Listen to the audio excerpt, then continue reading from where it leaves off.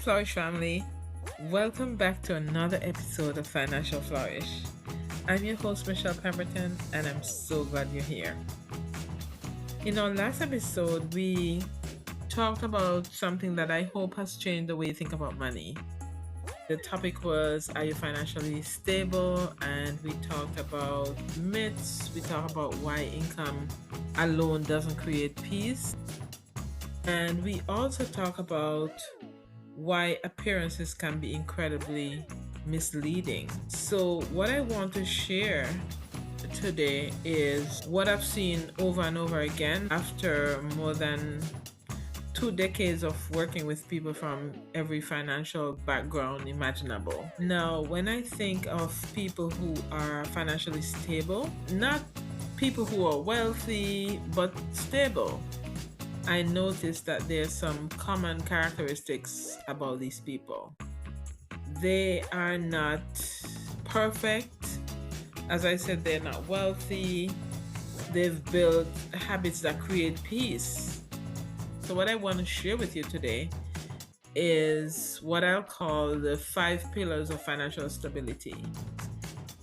And these are not boxes to check, they're foundations to build. As you build a house, you don't start off with the roof, you start off with the foundation. And these are things that people who are financially stable do. So let's get right into it. The first pillar is clarity. Not perfection, not wealth, just clarity. Now, one of the first questions I ask a new client is, tell me about your finances. And you'll be surprised how many people immediately start to apologize. Oh, I know it's a mess. I've been avoiding it. I don't even know where to start.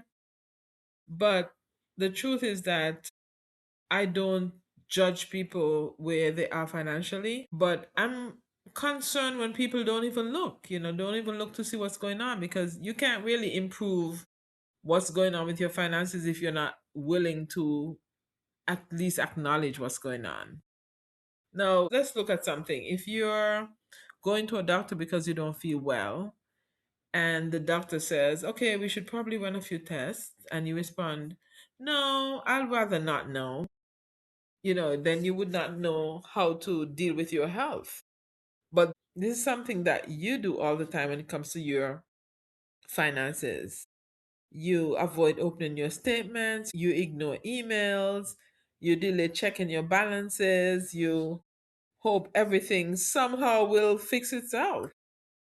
And hope is really a beautiful thing, but hope is not a financial strategy.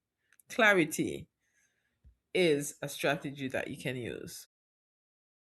Pillar number 2 is margin. And if you've listened to the podcast for any time, you would have heard me use this word margin. And what this is, it's breathing room. Margin creates breathing room. Think about your calendar. If you schedule every minute of your time, then you have one unexpected delay, it throws everything off. And I happen to know someone who does that. They schedule every minute of the day, and sometimes you have meetings that overlap. And then the thing that happens when one thing goes wrong, it just ruined the whole day. Now, think about your finances. If every dollar that you have is already committed, one unexpected expense will create chaos. So margin says, I don't have to panic. I have options. And I know that some people might be saying, Michelle, I don't have room to create margin. And that might be true today, but maybe you can begin. You can start creating that room. You can start with $10, you can start with $25, because it's important for your financial stability.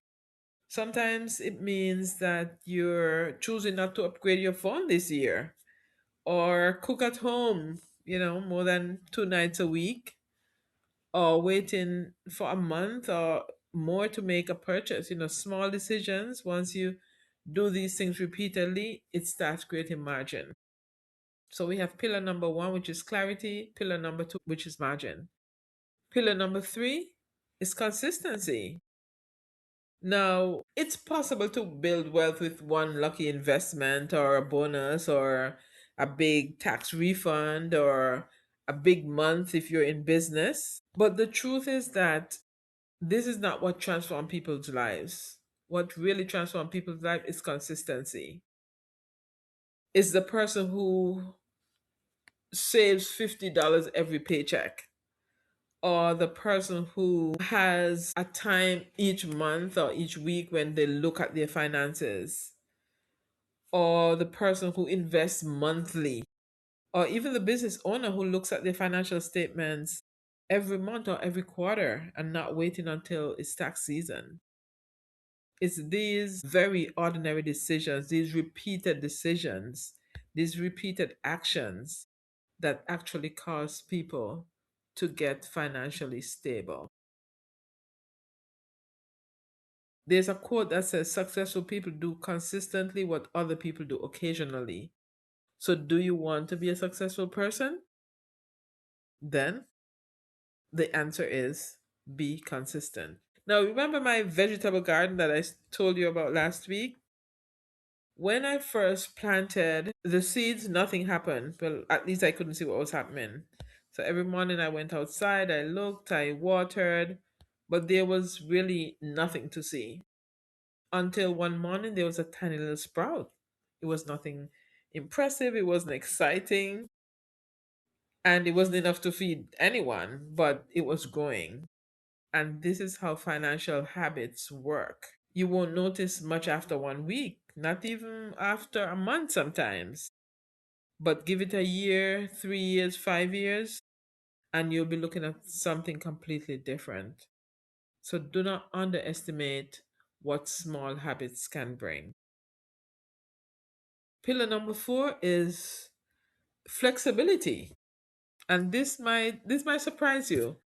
But financial stability isn't just about surviving, it's about having choices. Imagine two people receive the same unexpected news. Let's say a parent becomes ill. One person say, I have to go, and the other person say, I can't afford to go. It's the same situation, but you have different flexibility. Or imagine someone, maybe it's you, hate their job. One person have enough savings to search for something healthier. The other person has to stay because they can't afford to miss one paycheck. So flexibility is freedom. Flexibility has value. And this is one of the greatest gifts that money can give us: options. The option to say yes, the option to say no, the option to rest, the option to help, the option to be generous. Money can't solve every problem, but it can definitely create a room to make better decisions. And the last pillar that we're going to look at is peace. And this, I think, is the heart of financial stability. And, it's not just practical. Financial peace is not just practical, but it is actually very spiritual. And I'm not talking about perfection, because none of us are perfect in our finances. Not me, not you, not anyone, because life changes, job change, you have market change, health change, unexpected things happen. And so there's always something that we can't control or we can't predict. But to have financial peace does not mean that you have to have control over everything. What I find is that peace comes from knowing that we have prepared as wisely as we can, and that what we cannot control, we place in God's hand. And that's the difference between financial preparation and financial fear. Wisdom says, I will prepare, I will save, I will plan, I will seek counsel, I will make financial responsible decisions. Fear says, if I cannot control every possible outcome, I cannot rest. And that is actually a very exhausting way to live. Now, if we look at the Bible in Philippians chapter 4, verses 6 and 7, it says, Be anxious for nothing, but in everything by prayer and supplication with thanksgiving, let your requests be made known unto God, and the peace of God, which passeth all understanding, shall keep your hearts and minds through Christ Jesus. I love this passage because it doesn't say that we will not face challenges or uncertainty.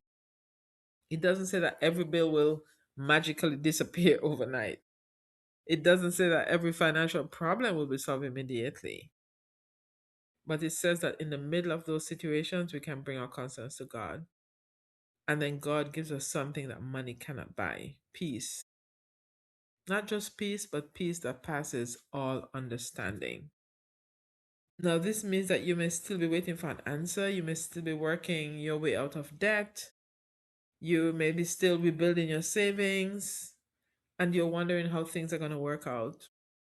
But somehow, in the middle of it, God steadies your heart. You can sleep, you can breathe, you can think clearly, you can make the next decision without being consumed by fear. That kind of peace doesn't always make sense to other people. It might not even make sense to you. But this is why scripture calls it peace that passes all understanding, because it's not based on your bank account, it's not based on who you trust, it's based on putting your faith and your trust in God. Now, faith does not mean we ignore our finances. Faith does not mean that you don't budget, you don't save, you don't plan, you don't take responsibility. Faith and wisdom work together. We do what we're able to, and then what we can't do, we trust God so that He will take control of that for us. We prepare, we don't panic, we plan, but we do not allow the plan to become our God. We save, but we remember that our savings account is not our ultimate source. We work, but we remember that God is still our provider. Money can give you options. Savings can create breathing room.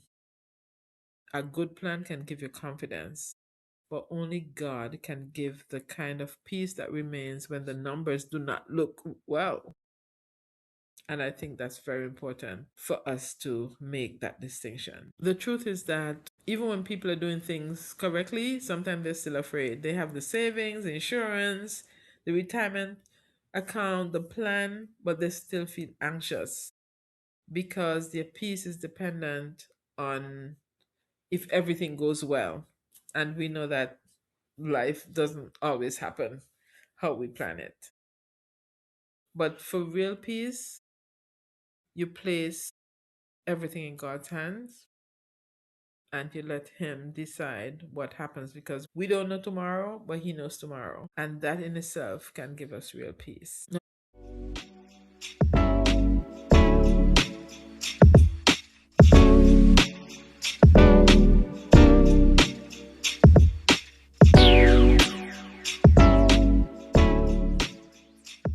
Now, before we finish today, I'd like you to spend 15 quiet minutes with yourself sometime this week. No television, no social media, no distraction, just a notebook and these questions that you'll ask yourself. Question number one: what causes you the most financial stress today? Not last year, not 5 years ago, but today. Question number two: what are you avoiding? Maybe it's your checking account, your credit card balance. You don't want to create a budget. You don't want to talk to your spouse about your finances. Maybe you want to open a retirement account, or maybe it's just admitting that the lifestyle that you've been maintaining is no longer sustainable. Whatever that thing is, write it down. Question number three: what is the one decision you can make this week that your future self will thank you for? Question number four: what financial burden do I need to surrender to God? Maybe you've been carrying it for months. Maybe you've been praying about it, but still trying to control every detail. Maybe you need to say, God, I will do my part. I will make the call. I will create the plan. I will change my habits. But I need you to help me release the fear. Sometimes the financial reset is not only about changing a number, sometimes it's about releasing the anxiety attached to that number. Remember, financial stability is not built by one giant decision. It is built by ordinary, faithful decisions made over time. So, if you walk into my office tomorrow, I don't think the first question I'd ask would be, how much do you make? Instead, I might ask you, how are you sleeping? Do you and your spouse have healthy conversation about finances? Are you constantly worried about money? Do you know where your money is going? If your car breaks down tomorrow, would it be an inconvenience or a crisis? Are you making financial decisions based on wisdom or based on fear? And the most important question would be, where have you placed your trust? Because after doing this for more than 20 years, I've learned that those answers tell me more about someone's financial health than their salary ever will. Now, at the beginning of last episode, I asked one question: are you financially stable? And maybe when we started, your answer was based entirely on numbers. Maybe now your answer looks a little different. Maybe you realize that you're not where you want to be, but you're building something. And that makes a big difference because financial stability is not a finish line you cross one day. It's actually a life you build, one paycheck, one budget, one conversation, doing this over and over and over again. Now, I want to leave you with one final picture. Think back to when you learned to build with blocks as a child. You didn't place the roof on first, you built one block at a time. Sometimes the tower fell, you picked up the blocks and you started over. Money is the same. Some of you are listening today and you've made mistakes. Maybe you've made big mistakes. You've accumulated debt, you've ignored your finances, you've made investment that did not work. You've trusted the wrong people. You spent money you wish you hadn't. And maybe you believe that you should have been further ahead by now. Can I encourage you? One mistake does not define your financial future. One difficult season does not mean God has forgotten you. One poor decision does not mean you cannot make a better decision today. You don't have to rebuild your life in one day. You rebuild it one block at a time. And every good decision you make today becomes another block in the foundation of tomorrow. But while you're building this, remember, you're not building alone. God is with you in the process. He's with you when the numbers don't make sense. He's with you when they do make sense. He's with you when the answer comes quickly, and He's with you even when you're waiting. So, as we wrap up today, I want you to remember something that I hope stays with you long after this episode ends. The goal has never been to look wealthy, the goal has never been to impress people, the goal has never been to keep up with everyone else. The goal is to build a financial life that reflects wisdom, stewardship, confidence, generosity, and peace. A life where you know where your money is going, a life where you have enough margin to breathe, a life where you make intentional decisions instead of emotional ones, a life where money becomes a tool, not your master. But even as you work towards that life, I want you to remember that your ultimate peace cannot come only from what you've saved, what you've invested, what you've earned, what you've accumulated. Because as I said earlier, things change. Job can change, economy can change, circumstances can change. But we know what is constant. God does not change. So go ahead, create the budget, build the emergency fund, pay down the debt, invest for the future, ask for help, have the difficult conversation, do the practical things. But after you've done what you can, give yourself permission to release what you cannot control. Take it to God, pray about it, trust Him with it, and allow His peace, the peace that passes all understanding, to guard your heart and your mind. That is the kind of peace that lets you rest even while you're still rebuilding. It lets you breathe while you're waiting. It allows you to say, I may not have the answer, but I know I am not alone. I may not be where I want to be, but I am moving forward. I may not know exactly how everything will work out, but I trust God to guide me as I take the next wise step. So this week, instead of asking, how much more do you need? Ask yourself, What is the one wise financial decision I can make today? And then ask, what financial fear do I need to place in God's hand? Maybe you need to open the savings account you've been putting off. Maybe you need to make that extra payment towards your debt. Or sit down and review your finances. Or speak to your spouse honestly about your finances. Remember, it's not about perfection, it's about growing with purpose. It's about faithfully managing what God has entrusted you with and making the right decision. Now, if this episode encouraged you, inspired you, share it with someone you know who need to hear this, who need to hear that financial stability is not reserved for the wealthy, and that true financial peace is not determined only by what is in the bank. Thank you so much for listening today. I look forward to hearing your comments, to hear your questions. Connect with us on Instagram at underscore financial flourish, at our website absoluteaccountingcpa.com/financial flourish, and wherever you listen to your podcast, Financial Flourish. I look forward to hearing from you. And may the peace of God, which passes all understanding, guard your heart and your mind through Christ Jesus. And as you take one more step towards your financial goal, don't forget to flourish.